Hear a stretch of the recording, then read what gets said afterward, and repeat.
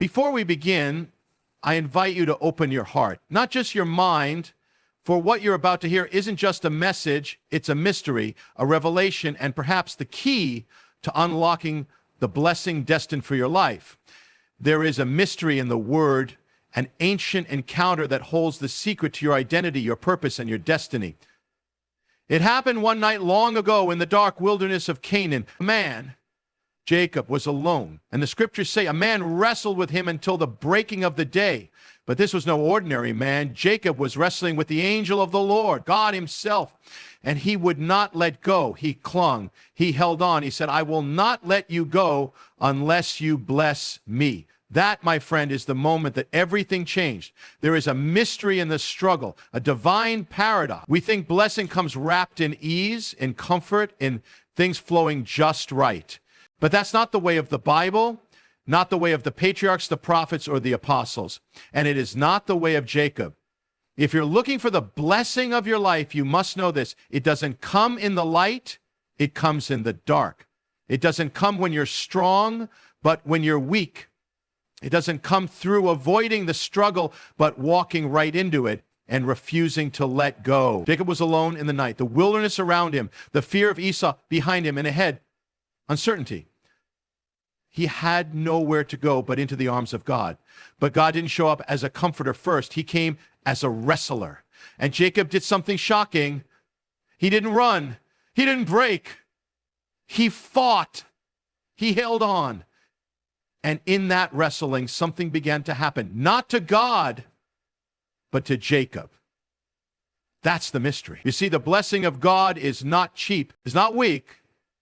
It's not casual. It's holy. And those who want it must pursue it with everything they have. That's what Jacob did. He wrestled all night through pain, through confusion, through fatigue. He could have let go. He could have given up. But he didn't. That is the key. God was testing him, not because God needed to win. He already had the power, but to see how much Jacob wanted it. How much you want it. That's what the struggle reveals. The blessing that comes easy fades easy. The blessing you wrestle for, you remember for a lifetime. It marks you. It changes you. It becomes part of your very name, your identity. Jacob didn't receive a blessing after the struggle. The struggle was the vessel of the blessing. And if you would receive the blessing of your life, you must stop running from the fight. You must embrace the wrestling. And don't be fooled. Wrestling with God is in rebellion. It's intimacy. It's deeper than words. When you're wrestling with him, you're close to him, you're touching heaven. You're entangled with the divine. And if you don't let go, he won't let you walk away unchanged. So are you in a struggle? Are you in a battle? Are you crying out, God, where is the blessing? Perhaps the struggle is the blessing. Perhaps he's drawing you near. Perhaps he's waiting to see if you'll hold on through the night. Jacob did, and the sun rose, the blessing came. The name was changed. But it started in the wrestling. So don't curse the struggle. Don't despise the night. It may be the womb of your greatest miracle. The blessing of your life is not found by walking away from the fight. It is found when you wrestle with God, cling to him, and say with every part of your soul, I will not let you go unless you bless me. There is something powerful, something sacred about not letting go. The scriptures don't say that Jacob was the strongest. They don't say he had the clearest vision or the purest path, but they say one thing that changed everything. He would not let go. I will not let you go unless you bless me. That one act of perseverance turned a night of wrestling into a night of transformation. And so it is with you. Heaven doesn't move because you try once. Miracles don't descend because you knock lightly. The blessing is for those who persevere, for those who refuse to let go even when the answer hasn't come, even when the night grows darker, even when everything in you says, quit. Jacob was a man with a story, a deceiver, a struggler, a man always grasping. But that night, he grasped for the right thing. He wasn't after a possession. He wasn't running from a brother. He wasn't chasing a birthright. He was holding on to God, and he would not let go. That is the picture of faith in its purest form. Not the kind that simply believes when it sees, but the kind that clings when it sees nothing, that holds on when the promise seems far, that says, even if you wound me, I will not let go. And here's the mystery. God was never trying to defeat Jacob. He was testing his persistence. How much do you want the blessing? How long will you wrestle for the promise? You see, there are some blessings that only come at daybreak. But to get to daybreak, you have to stay through the night. That's the test. And Jacob passed it. He made it to the dawn. He persevered. He endured the struggle, the silence, the confusion. And because he didn't let go, God didn't let him leave the same. He blessed him. He renamed him. He turned the heel grabber into a prince. So many let go too soon. They pray once and then stop. They believe for a moment and then give up. But the blessing belongs to those who press in and don't turn back, who say, even if I walk through the valley, I will hold on. Even if the answer doesn't come tonight, I will not let go until it does. That is the cry that touches the heart of God. The woman with the issue of blood pressed through the crowd. Blind Bartimaeus cried out louder when told to be silent. Elijah prayed 7 times before the cloud appeared. And Jacob wrestled until the sun rose. The common thread, perseverance. Heaven responds to those who don't quit. So hold on, don't let go. You may be in the night, but the dawn is coming. The struggle may hurt, but the blessing is real. Keep praying, keep pressing, keep wrestling. And when the sun rises, you'll see you are no longer Jacob. You are Israel, the one who wrestled with God and overcame. There is a mystery hidden in the moment when God asked Jacob, what is your name? Now think about that. Did God not know his name? Of course he did. He's the all-knowing one, the creator of all. He knew Jacob before he was formed in the womb. So why ask the question? Because it wasn't about God needing an answer. It was about Jacob, meaning to confess. For all his life, Jacob had lived under that name. Jacob, the heel grabber, the deceiver, the one who grasped and schemed and ran. And when he answered God with those words, I am Jacob, he was doing something more than stating a name. He was coming face to face with who he truly was. And it was there, in that moment of truth, that transformation began. Because God cannot bless the mask.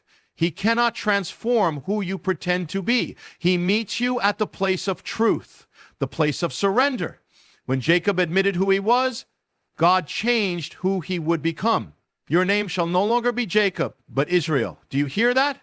That's the sound of heaven rewriting a life. That's the moment when the old identity is stripped away and a new name is spoken over a broken man. This is the mystery of transformation. It doesn't come through hiding. It comes through revealing. It comes when you bring your wounds, your failures, your fears into the presence of God and stop pretending, stop running, stop covering. That's when the change comes.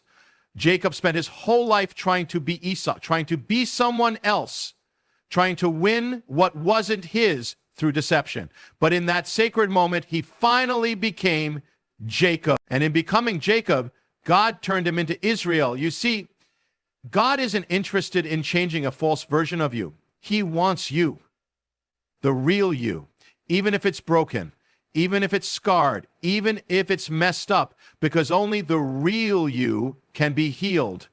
Only the real you can be renamed. That's why the transformation comes not before the struggle, but after. Because it takes the breaking to reveal what's inside. Jacob was left limping. He was left marked, but he was also left blessed. Because his identity was no longer in what he did, but in what God had spoken. So what about you? Have you been running from your name, hiding behind a role, a title, a past you regret? Then this is your moment. The God who changed Jacob is the same God who waits to change you, not by making you someone else, but by making you who you were always meant to be. And when he gives you that new name, it won't come from man, it won't come from the world, it will come from heaven. And once heaven names you, no power on earth can undo it. You will walk differently, you will live differently, because you will be different That is the mystery of identity transformed in the presence of God. There is a strange and holy mystery woven through the scriptures, one that we often try to avoid, yet cannot escape. It is the truth that brokenness precedes blessing, that the way up often begins by going down, that the most powerful encounters with God leave you marked, changed, even wounded. When Jacob wrestled with the angel of the Lord, something happened that we can't miss. He was struck in the socket of his hip. He was wounded, and from that moment on, he limped. But that limp wasn't a sign of failure. It wasn't shame. It was the sign of glory. It was the mark that he had wrestled with God and lived, that he had seen the face of the Almighty and had not turned away. So many of us are taught to run from pain, to fear brokenness, to avoid the wound. But in the economy of heaven, it is the broken who are blessed. It is the ones who walk with a limp that carry the fire of God. Because they've been to the mountain, they've been through the valley, they've met God, not just in theory, not just in ritual, but in the wrestling, in the dust, in the tears, and they've come out different. Jacob went into that night walking tall, walking in his own strength, but he left it leaning. He left it humbled. He left it blessed.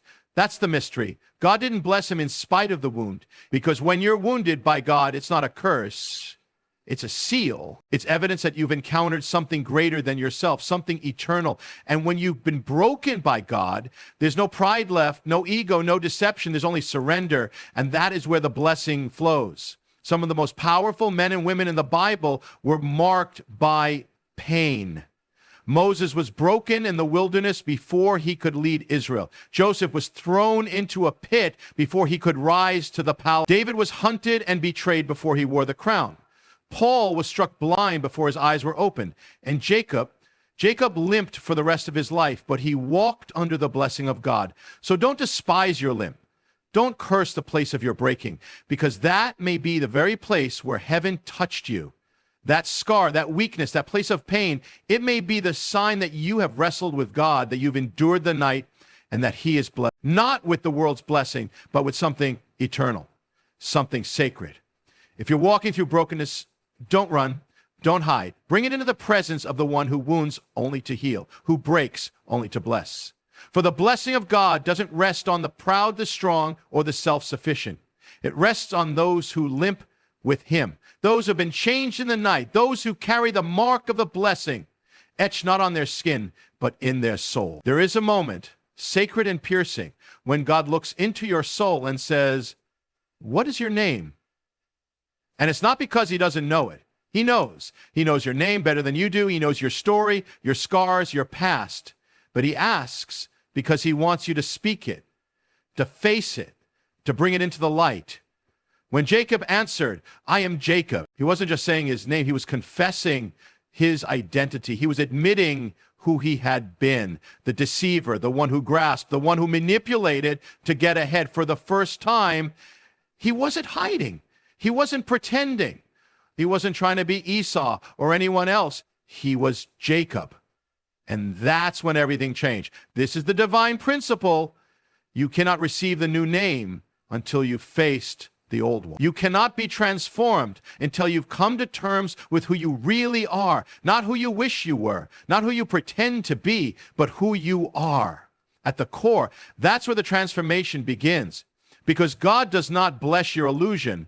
He blesses truth. He blesses the place where you lay it all bare before him and say, "This is me. This is what I've been. This is what I've done. And I need you." Jacob had spent his whole life running from the truth. He wore disguises. He played roles. He tried to manipulate his way into the blessing. But now he was alone. No more masks, no more tricks. Just a man wrestling with God in the darkness. And when the Lord asked, "What is your name?" it was the moment of truth. And he said it, "Jacob." And in the very next breath, God said, "Not anymore." You see, the moment Jacob confessed who he was, God declared who he would become. Your name shall no longer be Jacob, but Israel. How it works. Confession opens the door to transformation. And this mystery isn't just for Jacob. It's for you. If you want the blessing of your life, if you want to walk in your calling, your purpose, your identity in God, then you must first come face to face with yourself. You must be willing to answer the question, what is your name? Are you the one who's been running, hiding, struggling, Wounded by the past, caught in shame? Then come as you are. Don't wait to be cleaned up. Don't wait to be perfect. Come into his presence with honesty, because the one who confesses, I am Jacob, is the one who will hear the voice of heaven saying, you are Israel. So stop hiding. Stop pretending. Face it. Say it. Own it. And in that moment, you'll find not judgment, but mercy. Not rejection, but embrace. Not condemnation, but transformation. The old name will pass away, and God will speak the new. Because only when you face who you are can you become who you were always meant to be. There's a mystery in the night. When everything else fades, when the distractions are silenced, when the only voice left is his. That's where the encounter happens. That's where transformation begins. Not in the crowd, not in the noise, not even in the blessing of men, but in the silence, in the loneliness. That's where Jacob found himself, alone by the river, with no one to lean on, no one to scheme with, no one to impress. And it was there that God met him, because sometimes God waits for the crowd to fade so he can speak directly to you. You see, the blessings of God don't always come in the ways we expect. They come when we least expect them, often wrapped in what feels like struggle, confusion, or even pain. That night, Jacob wasn't looking for a fight. He was afraid of Esau, uncertain about the future, and carrying the weight of his past. But it was in that moment, when he had no strength left, when the night was darkest, that heaven came down. The blessing found him, not because he was ready, but because he was alone, because he was finally in the place where God could move without interference. There is something sacred about being alone with God, not lonely, but alone, set apart, cut off from every other voice, every other influence, every false identity, because only then can God speak to you, not to the version you show others, not to the image you present, but to your soul. Jacob didn't become Israel in the crowd. He became Israel in the wilderness, in the wrestling, in the silence. And if you would find the blessing of your life, you must enter that same place.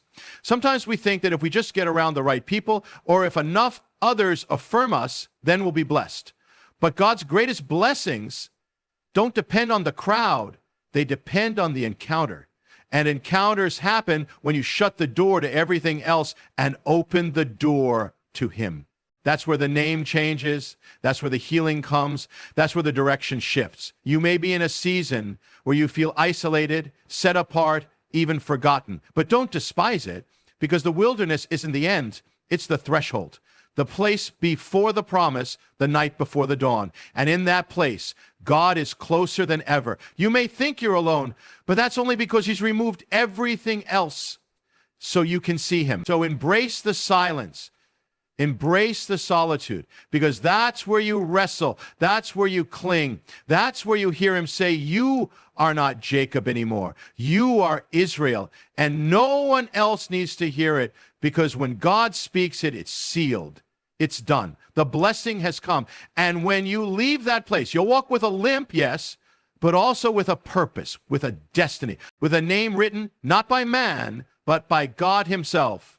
There is a truth hidden in the story of Jacob that most miss, a truth so powerful it can change the entire direction of your life. Jacob received the blessing not because he was perfect, not because he had done everything right, but because he valued the blessing. From the very beginning, even in his mother's womb, Jacob reached out.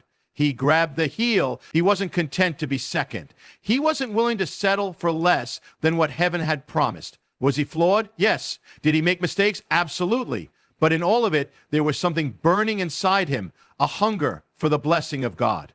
That hunger is holy. That desperation is sacred. Heaven looks for those who desire more, not more of this world, not more of themselves, but more. They're the ones who say, God, I won't let you go unless you bless me. That's not selfishness. That's not arrogance. That's faith. That's passion.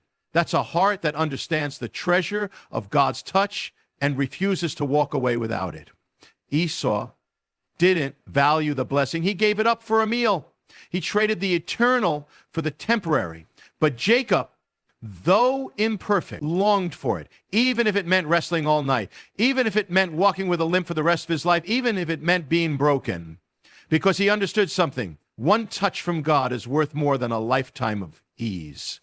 One word from heaven is more valuable than all the comfort this world can offer. This is what sets apart the ones who live a life marked by divine favor, not their perfection, not their eloquence, not their performance, but their hunger, their willingness to go after God when others give up, their refusal to walk away from the altar empty-handed, their desperate cry in the middle of the night when no one is watching, when no one else understands.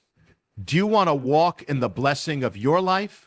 Then you must value it above all else, more than comfort, more than the approval of man, more than your plans. You must be willing to lay it all down, to take hold of what only God can give. And you must not let go, not when the night grows long, not when the answer delays, not when the pain comes. You hold on, you cry out, you wrestle. And when the dawn breaks, you will not leave empty. You will leave changed. Because God is not moved by casual interest. He is moved by fervent hunger. He is drawn to the heart that says, whatever it takes, I want you. That's the heart Jacob had. And that's the heart God blesses. So stir up the hunger, fan the flame, refuse to settle, value the blessing, and the God of Jacob, the God of Israel, will meet you in the night and give you the name, the purpose, the destiny He wrote for you from the beginning. So now the question is not, will God bless you? The question is, will you hold on until He does? May you walk the path of Jacob. May you wrestle with God, and may you not let go until your name is changed and your destiny revealed. Thank you for opening your heart today. May the Lord bless you richly. May He keep you, and may the blessing that is truly yours come in His perfect time. Shalom, and go forth in the strength of the Lord.